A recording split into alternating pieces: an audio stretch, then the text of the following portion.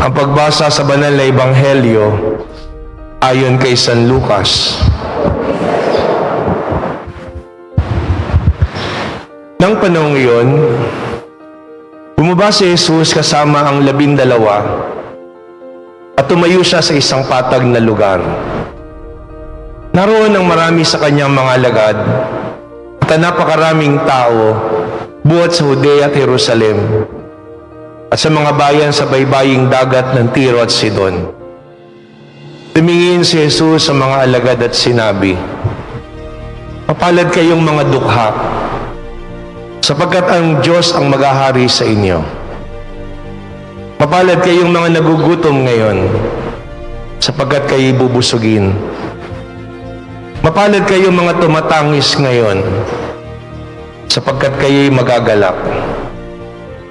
Mapalad kayo, kung dahil sa anak ng tao kayo'y kinapupuotan, pinagtatabuyan at inaalimuran ng mga tao, at pati ang inyong pangalan ay pinasusuklaman. Magalak kayo at lumukso sa tuwa kung ito'y mangyari sapagkat malaki ang inyong gantimpala sa langit. Gayun din ang ginawa ng kanilang mga ninuno sa mga propeta. Ngunit saban ninyo ng mga mayayaman ngayon sapagkat nagtamasa na kayo ng kaginhawahan. Saban ninyo ng mga busog ngayon sapagkat kayo magugutom. Saban niyo magsisitawa ngayon sapagkat kayo magdadalamhati at magsisitangis. Saaban ninyo kung kayo pinupuri ng lahat ng tao sapagkat gayon din ang ginawa ng kanilang mga ninuno sa mga bulaang propeta." Ang mabuting balita ng Panginoon. Pupuri ka namin. Magandang umaga po sa inyong lahat. Sa ebanghelyo po natin ngayon ay naririnig po natin yung tinatawag na Sermon on the Plain. Mas kilala po kasi natin yung Sermon on the Mount. Yung mula po kay San Mateo na 8. Mapalad ang mga dukha sapagkat sa kanila ang kaharian ng Diyos. Di ba? Mapalad, halos kahawig din po nito. Mapalad ang nagugutom sapagkat sila'y bubusugin. Yung unang 4 na Beatitudes ni San Mateo, ito rin po yung binabanggit kay San Lucas. Pero yung susunod na 4 pa, kay San Mateo na lang. Kay San Lucas, pagkaraan nung blessed, o mapalad, o magalak, matuwa, pinagpala, ang kasunod ay woe to you. Sawing palad kayo.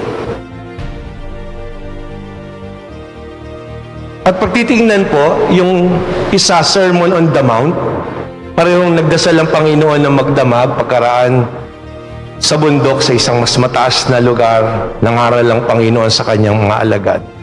Ito iba po, dun sa isang patag na lugar. Na para bang pagdating kay San Lucas, yung mga detalye po na to, napaka-simboliko dahil nagtuturo ang Panginoon hindi dahil mas mataas siya.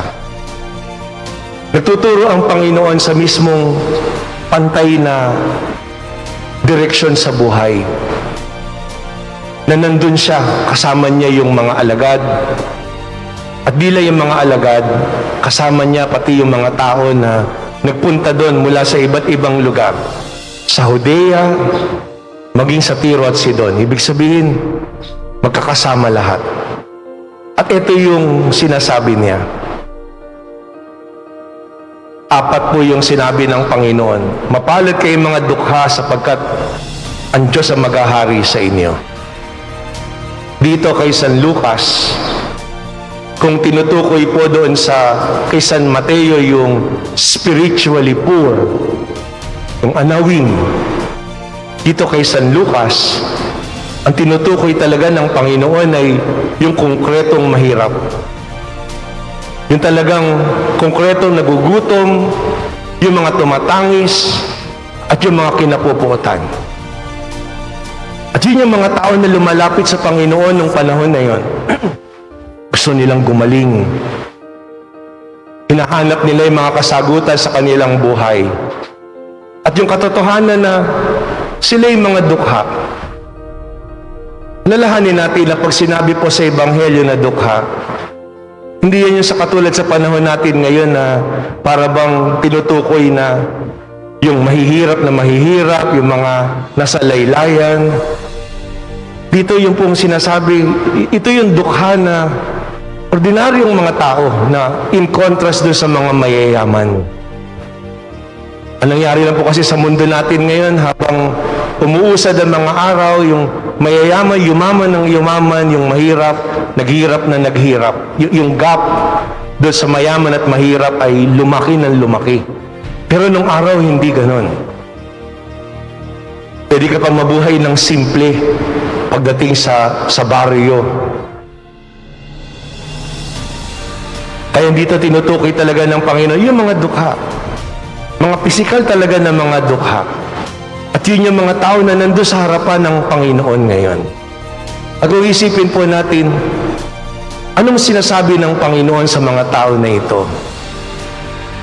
Na matatagpuan pa rin nila na sila'y mapalad sa kabila ng kanilang karukhaan, sa kabila ng kanilang kagutuman, sa kabila ng kanilang pagtangi, sa kabila ng kanilang pag-uusig, kung nagtitiwala sila sa Panginoong Diyos.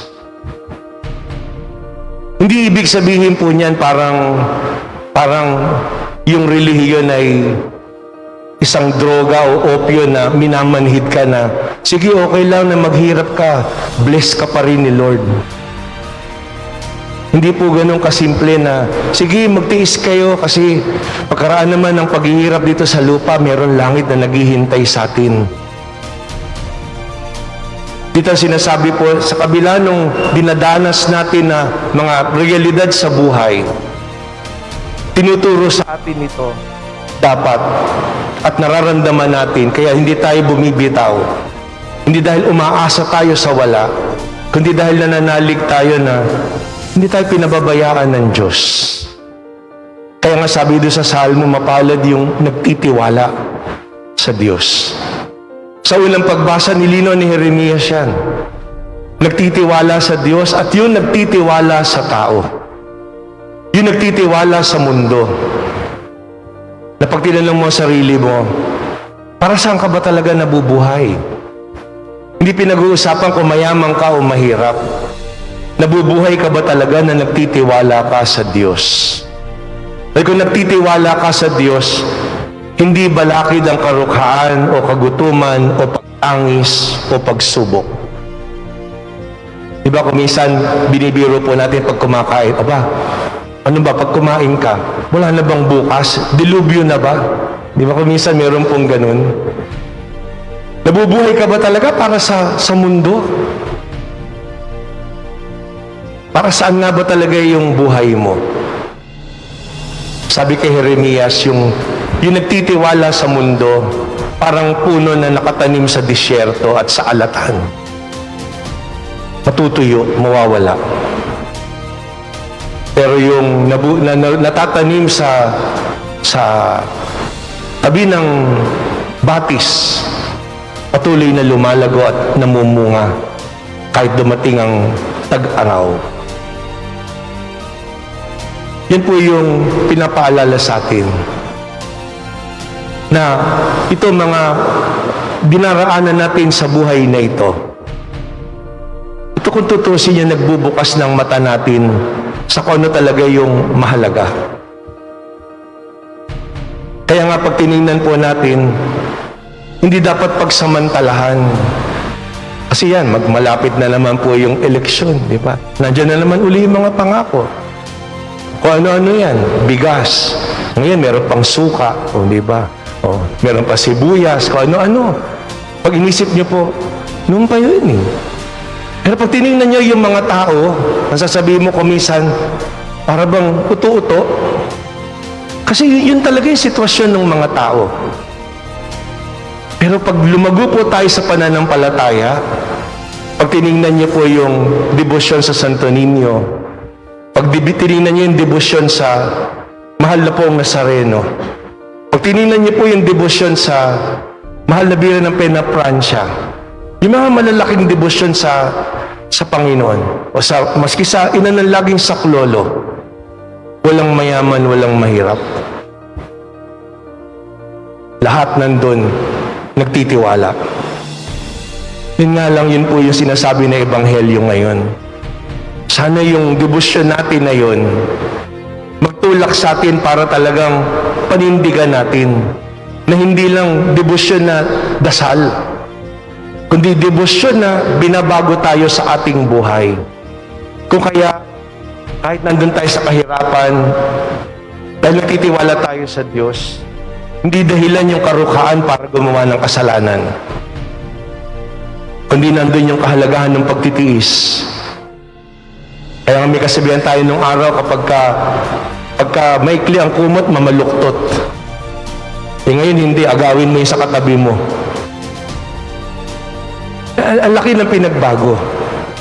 O ito matangis, o nagugutom. Nandun na, alam naman ng mahirap yan. O pag sinabi mo, tumataas yung bili. Noong araw, pag sinabing nagmahal yung galunggong, nagrarally na yung mga tao. Ngayon, lahat nagtataasan, nagmamahalan. O, kahit hindi Valentine's Day. O, yung mga tao, maghigpit na lang ng sinturon. Magtiis. Pero, sinasabi po dito, hindi po pwede yung passive na bagay. Nandun na dapat kumikilos tayo. Hindi para kainin tayo ng mga bagay na to at mamitawan sa Diyos, kundi hamunin tayo para paano natin pwedeng pagyamanin ay binigay sa atin ng Panginoon. Kaya nga pagkaraan nung sinabi rito na napakagandang bagay ng Panginoon sa mga tao na dukha, nagugutom, tumatangis, inuusig, sinabi naman niya sa wimpalad yung mayayaman. Hindi sinasabi po doon na masama na maging mayaman o busog o tumatawa o pinupuri. Yung second part na ito ng Ebanghelyo ni San Lucas, binibigyan tayo ng babala. Na kung saan naman bagay na meron tayo. Kasi pag tinignan natin ating sarili, pwede nating sabihin, dukha ako. Dukha ka nga ba talaga?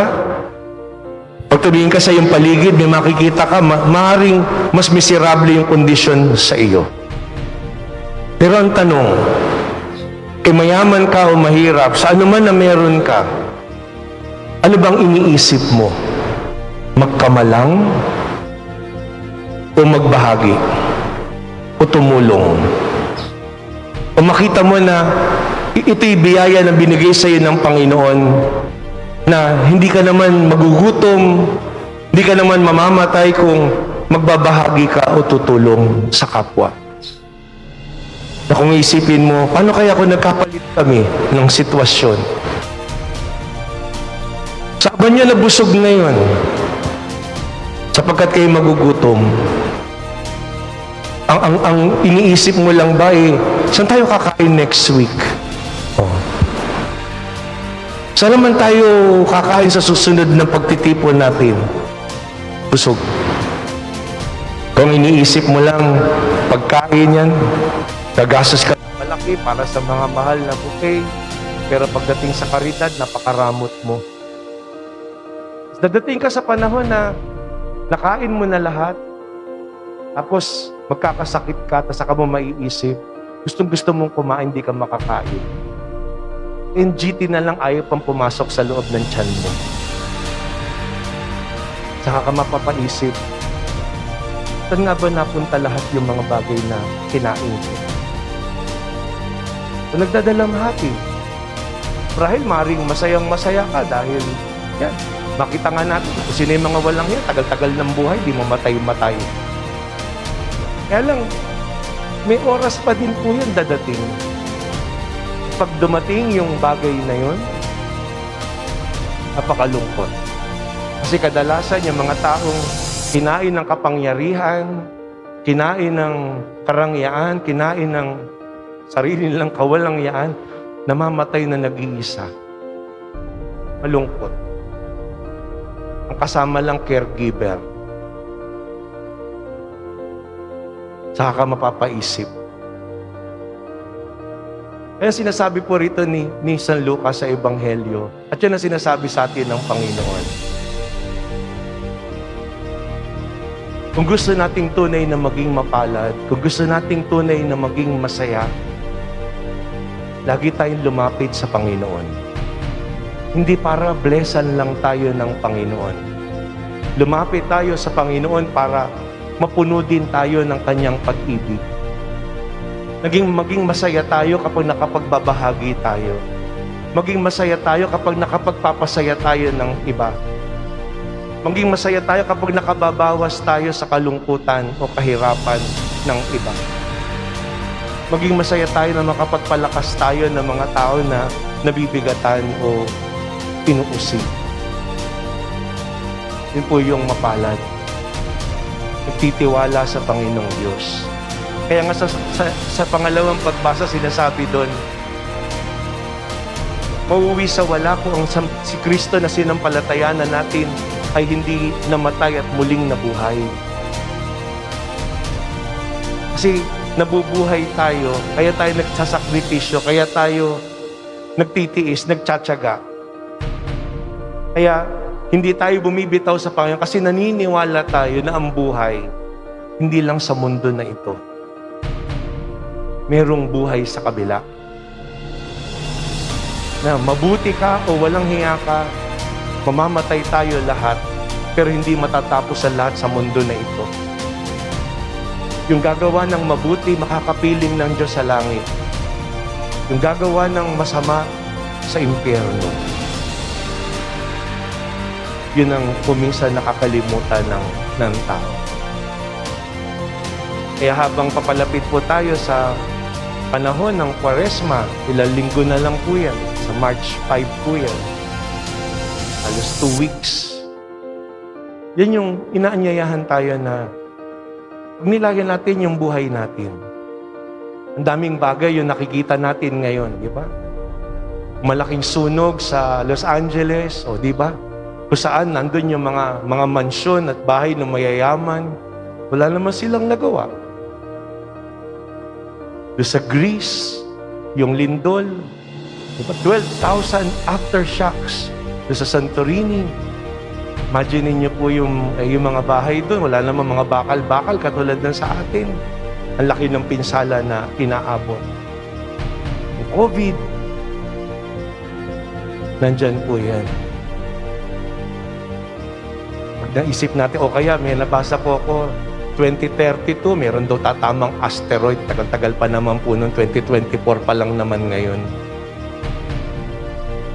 At yung bagyo ng ating mga politiko, di ba? Yung mga gilitan ng liig na yan, yung bumibili ng mga suka na yan, nakapagpapagulo ng buhay natin. Ang isipin po natin, napakahalaga na panghawakan talaga natin ng Panginoon at mamuhay tayo ng matino. Mamuhay tayo na isipin natin paano tayo magiging kalugod-lugod sa Diyos at hindi sa mga tao o sa mundo. Kung kaya huwag nating sayangin yung pagkakataon na binibigay sa atin. Anumang talino, anumang karunungan, anumang kayamanan, huwag nating gamitin sa kawalang-yaan o kasinungalingan o panlalamang sa kapwa. Ang hamon sa atin, sa binigay sa atin ng Panginoong Diyos, anuman yan, malaki o maliit, yan ba'y inihahain natin muli sa Panginoon ng kalugod-lugod dahil ginagamit natin sa kabutihan at pagmamahal. So huli, gusto kong iwan sa inyo po isang kanta noong 1981. Pero hindi ko po kakantahin, babasahin ko lang. Tula po yun eh. Ang title ng kanta noong araw na yun, kung maalala nyo, Sino ang Baliw? Diba, merong sa Metro Pop po yun eh. Sabi ng lyrics, ang natutuwang baliw, yaman ay pinagyabang. Dahil ari niya raw ang araw pati ang buwan. May isang sayaman ay salapi ang hinihigan, ngunit ang gintong baol, panay kasalanan ng laman. Sinasambit ng baliw, awit na walang laman. Ulo mo'y maiiling, tatawagin mong hangal. May isang hindi baliw, iba ang awit na alam. Buong araw ko magdasal, sinungaling din naman. Sinong dakila, sinong baliw, sinong mapalad, sinong tumatawag ng habag. Yung bang sinilang na sa pag-iisip ay lubos o husto ang isip, ngunit sa pag-ibig ay kapos. Ang kanyang tanging suot ay sira-sirang damit na nakikiramay sa isip niyang punit-punit. May binatang ang gayak, panay diamante at hiyas, ngunit oras maghubad, ahas ang balat. Sa kanyang kilos at galaw, tayo'y naaaliw. Sa ating mga mata, isa lamang siyang baliw. Ngunit kung tayo'y hahatulang sabay, sa mata ng may kapal, siya'y higit na banal. Mapalad ang mga dukha, mapalad ang mga tumatangis, mapalad ang mga inuusig, mapalad ang mga nagugutom, mapalad ang nagtitiwala na lubos at kumikilos ayon sa kalooban ng Panginoong Diyos.